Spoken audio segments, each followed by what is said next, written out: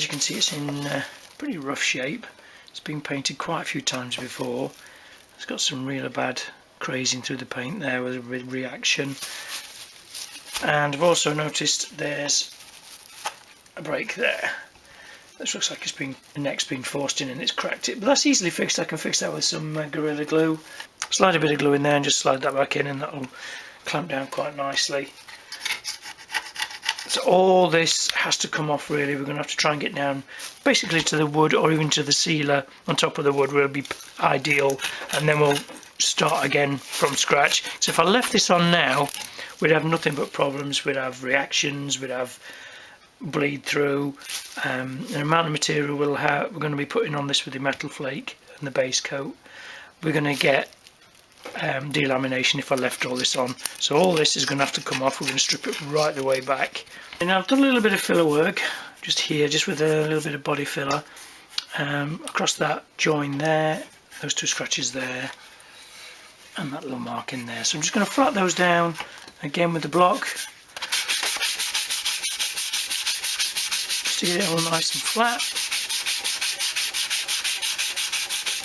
We'll get this all nice and flat, and then we'll give it a really good clean with some panel wipe and some window cleaner just to remove any grease and grime, and then we'll get the primer on it. A degrease, I'll give it another clean, and then I'm going to give it a couple of good coats just of a high build grey primer in this aerosol it's by Paint Nuts. They're pretty good paints actually. These are quite stable, which I quite like. I use them on automotive stuff all the time. We haven't actually gone through the actual sealer here as well, which is really nice. We've got a really nice smooth finish. Yeah, there's some scarring in it, but like I said before, I'm not really too worried about that, because that'll help with the mechanical grip of the actual paint, the amount of material we're going to be putting on it. So we're probably going to get about maybe 5 or 6 coats of clear on this in the end. As you can see, we've got a nice smooth finish. Yeah, there's some scarring little marks in here. We can go in afterwards and address these little marks here with a little tiny bit of filler, and then we can prime over that as well. That repair on the neck pocket is quite nice.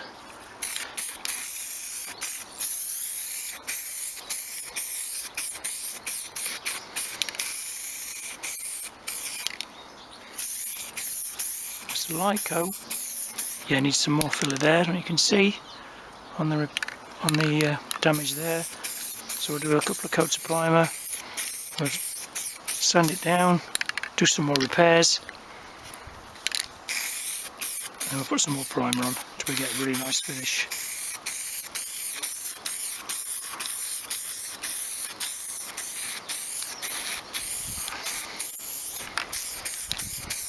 Primed up now. I've got a little bit to blow in here. I've been over the whole thing with a 180 just very lightly to take the nap off, make it nice and flat. Now I'm going over with a little bit of red scotch just to make sure all the little areas are all clean and keyed up, and then we'll give the guitar another clean before we put the base coat on. But I will blow a little bit in there, add a little bit of repair, so just knock that back a little bit. I don't know if you can see that on camera. Yeah, there's a little scratch there, and knock that back. So now, like I said, I'm going to go all over the whole thing with this red Scotch Brite just to make sure it's all keyed up, there's no shiny patches, and then we'll give it a really good clean with the window cleaner and the solvent degreaser, and then we're ready for base coat. So this is the base we're going to be using, which is a turquoise to match the turquoise metal flake. So this is going to go under the metal flake. So when we put the metal flake on, we get a better coverage, and we get also the pearl and the metallic from the actual base coat coming through as well. There's a nice nozzle. So what we'll do now is get the guitar body into the garage, so it's all nice and warm, and we start putting this on. Let's try this. Cool, that's metallic, isn't it? That's just very gentle, light coat. It goes on quite heavy, this material, because it's actual base coat. It's not just normal aerosol. So I'll let that flash off just a sec. So like I said, because it's cool in here, the drying times are going to be increased probably by 50%, maybe 100%. So usually I'll wait 5-10 minutes between each coat. With this, especially with the metallic, I think we're going to have to wait something like 10-20 minutes between, maybe even half an hour between each coat. It's going to take probably most of the day to paint this guitar today. Right, we're going to leave that as it is, just to flash off. Beautiful colour though, isn't it? You see the scar in here, I don't know if you can see that on camera, some scar in here, but I'm not too worried about that. Because metallics do show every single mark and the scarring and things, but all the metal flake will hide that. But that's pretty nice colour, isn't it? Like that. Right, we'll let that dry. I'll flash off for 10-15 minutes, come back and give it another coat.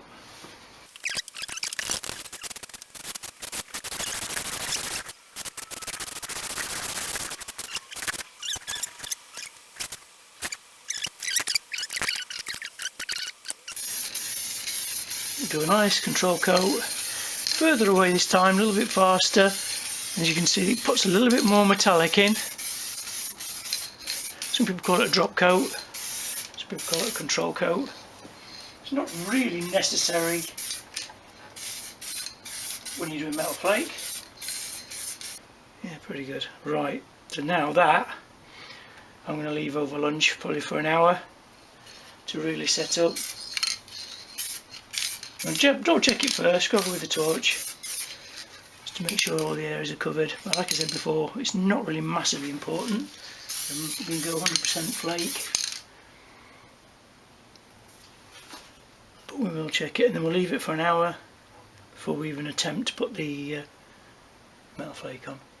Right, so I'm starting to get set up now for the metal flake.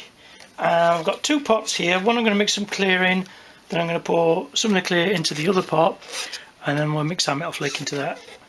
The clear I'll be using is a Max Mayer clear. It's a high solid.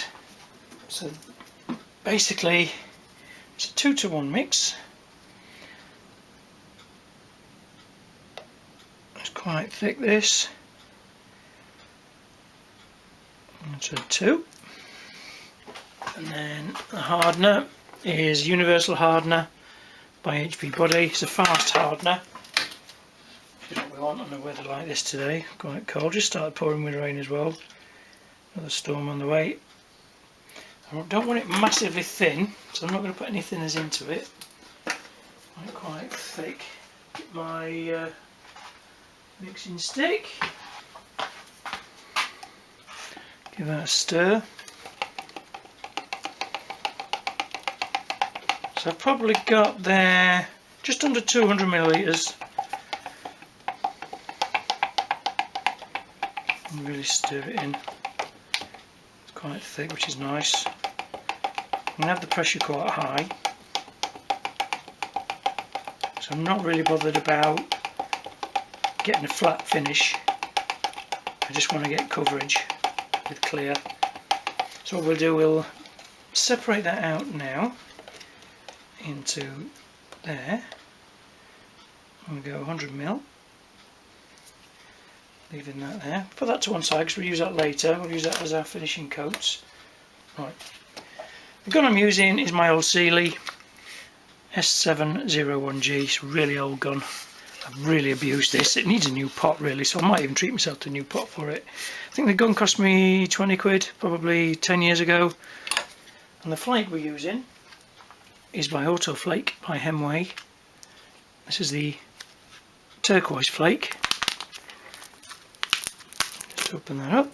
We're going to be using quite a bit, because I want to get coverage, or 100% coverage, with as little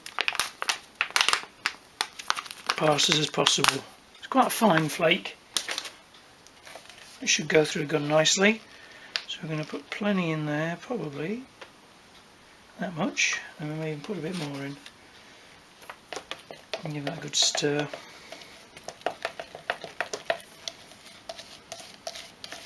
Really get that in there. Oop, nearly knock it over, that would have been fun. Yes, there's the coverage we need. As you pull your stick up, that's the coverage you're going to get. So it's pretty much 100% already. So that should be ideal. Whack it straight in the gun, no filter. You don't filter out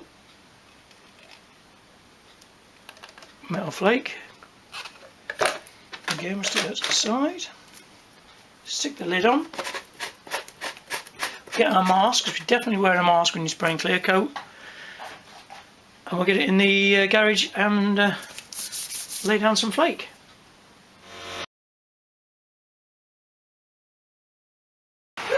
Right, that's one coat. That's just a very light dusting coat. You leave that for a good 10-15 minutes, maybe even a little bit longer, because it's, as you can hear, it's pouring the rain and it's quite cold today. And then we'll do a heavier coat in the next one. And then we'll build it up till we get pretty much 100% coverage. But for the first pass, it's pretty good.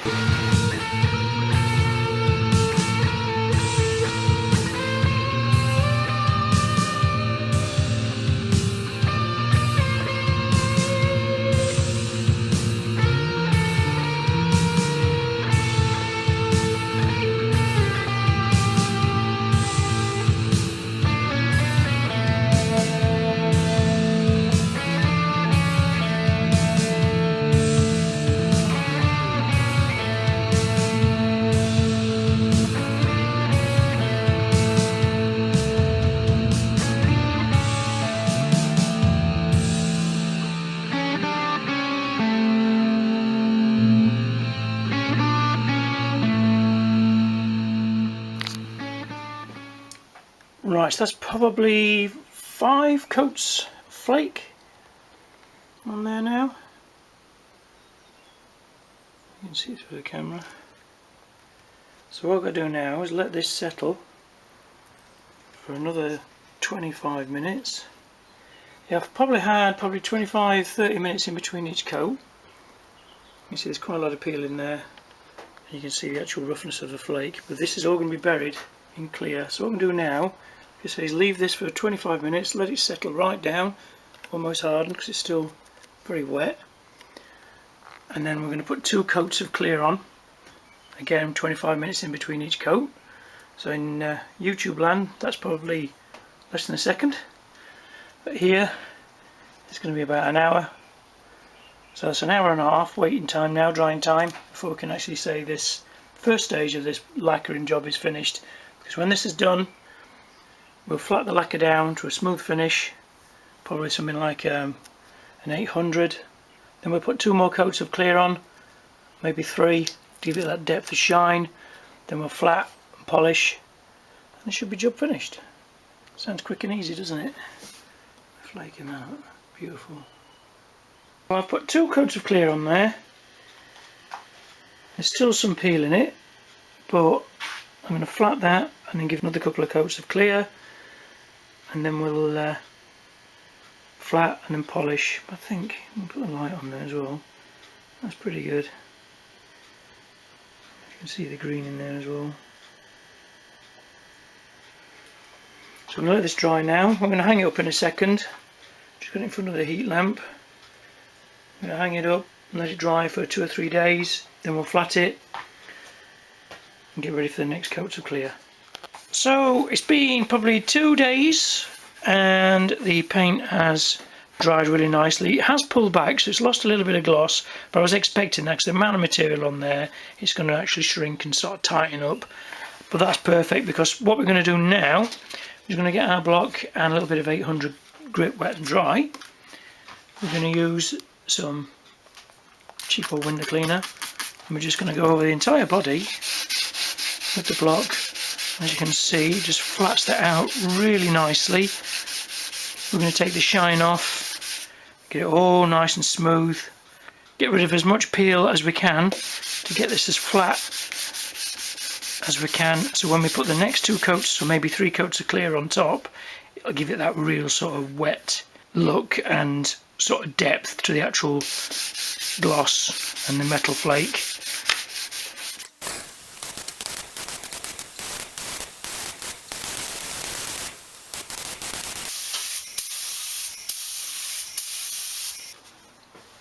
So that's 3 really nice coats on there now.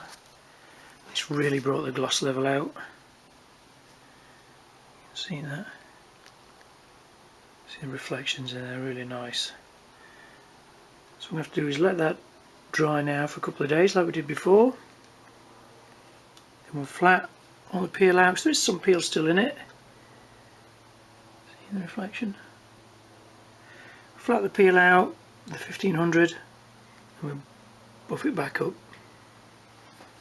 Okay, so it's a couple of days later now and the paint has dried really nice. So what we're going to do now is we're going to go in and start flatting, again wet flatting with our 3M flat block. I'm going to start with some 1200 and then we're going to go with 1500 again over the top of that to get nice and flat, and then we should polish it back up with a nice cutting compound and our dual action polisher to get to a nice glossy finish again. But it's actually laid down really nice. There's a little bit of peel in the actual body just through some areas here, so we're going to flat all that out as much as possible, get a really nice flat finish. So I just want to remove any imperfections to improve the actual gloss level and the actual reflections and light reflections as much as possible.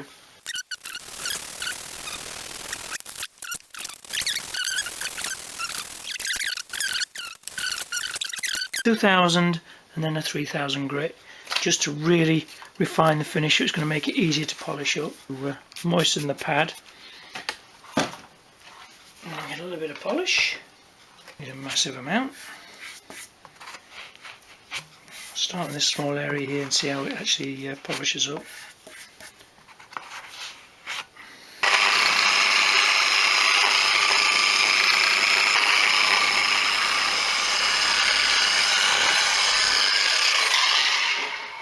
Yeah, it's come up lovely.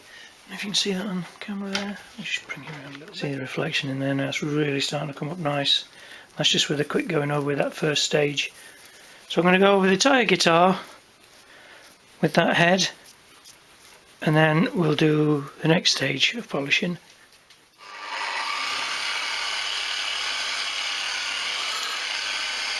Crisp.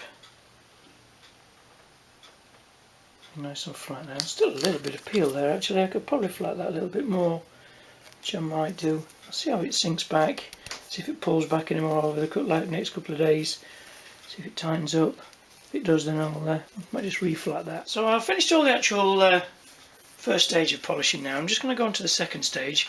I'm going to be using a little bit of my extra fine cutting compound. You can see the gloss level on there now is really nice.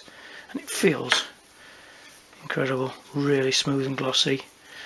So I'm going to go over the whole guitar body again with that stage, and then we'll finish off with a sealer just to protect the actual paint, and then we'll go over again with some wax, and that should be job finished. So I hope you've enjoyed this video, found it interesting. If you have, drop me a comment below.